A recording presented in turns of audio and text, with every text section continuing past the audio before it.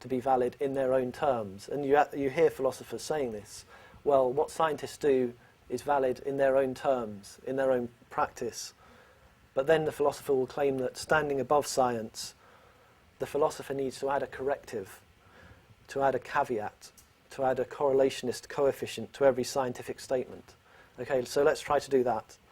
This supernova began to explode 4 million years ago for us.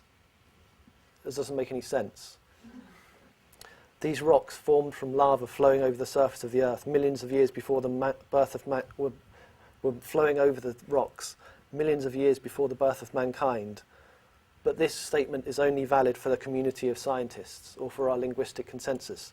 These statements are clearly not about our world. Completely incompatible. So Meillassoux using this lever of the ancestral, or what he calls the archifossil, to force a decision and to show that correlationism is a serious, serious problem. If the philosopher claims to be talking about a deeper level than the mere level of science, that means very exactly that the philosopher is telling the scientist that he doesn't know what he's talking about.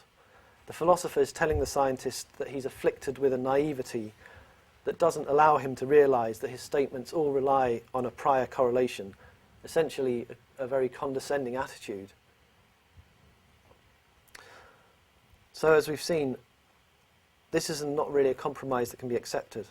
The scientist can tell the philosopher, you're simply wrong, these objects did exist, and if you want to create a philosophy unable to account for hundreds of years of scientific knowledge and render our understanding of the world invalid, then go ahead.